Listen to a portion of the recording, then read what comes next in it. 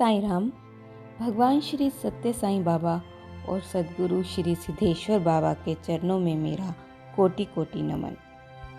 आज इस वीडियो में हम कुछ उन वांछित योग्यताओं और आदतों का उल्लेख करेंगे जो कि एक साधक को अपने गुरु के प्रति विकसित करनी चाहिए ताकि वह एक सच्चा साधक बन सके।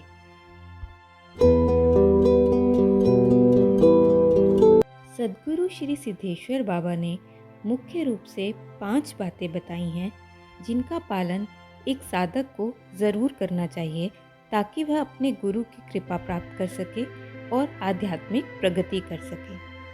पहली है, एक साधक को अपने गुरु के प्रति अत्यंत आदर, सम्मान तथा शरणागति का भाव विकसित करना चाहिए। दूसरी है, जब कभी साधक अपने गुरु के पास जाए तो कुछ पत्र पुष्प अर्पण हेतु लेकर जाए, यह अच्छी तरह जानते हुए कि वह उन्हें ईश्वर को अर्पण कर रहा है जो कि गुरु की ही वास्तविकता है। इससे गुरु के हृदय में शिष्य के प्रति अत्यंत प्रेम की भावना उत्पन्न होती है, जिसके फलस्वरूप साधक किसी भी दिन गुरु से कोई महान वरदान पा सकता है। तीसरी है, जब कभी साधक अपने गुरु से भेंट करे तो उसे अत्यंत सम्मान पूर्वक नमन करना चाहिए, क्योंकि गुरु समस्त प्राणों का स्वामी है। इसलिए ऐसा करना शिष्य में महान शांति उत्पन्न कर सकता है।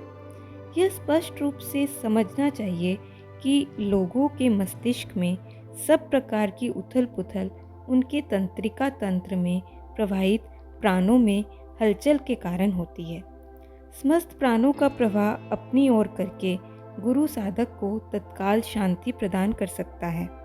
जैसे कि यह तो हम सभी ने अनुभव किया है कि गुरु के स्थान पर जाकर ध्यान करने से हमें शांति एवं आनंद प्राप्त होता है, परंतु जब वही ध्यान हम अपने घरों में करते हैं तो हमारा चित्त एकाग्र नहीं होता।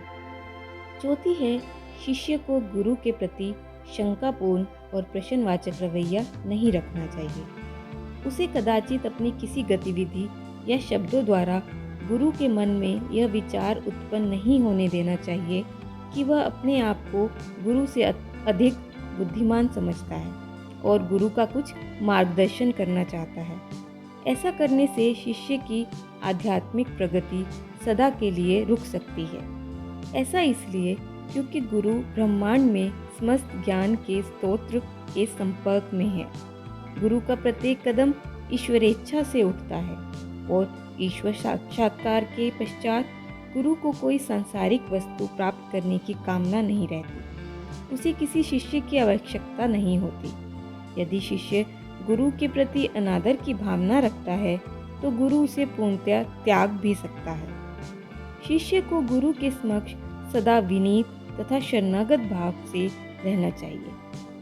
5वां और अंतिम मुख्य निर्देश यह है कि साधक को हर तरह से गुरु की आज्ञा का पालन करना चाहिए और गुरु के परामर्शों के अनुसार चलना चाहिए। ऐसा करने से गुरु प्रसन्न होता है, जिससे शिष्य को असीम लाभ हो सकता है। गुरु की आज्ञा का पालन न करने से साधक के आध्यात्मिक विकास मार्ग में भीषण अवरोध आ सकते हैं।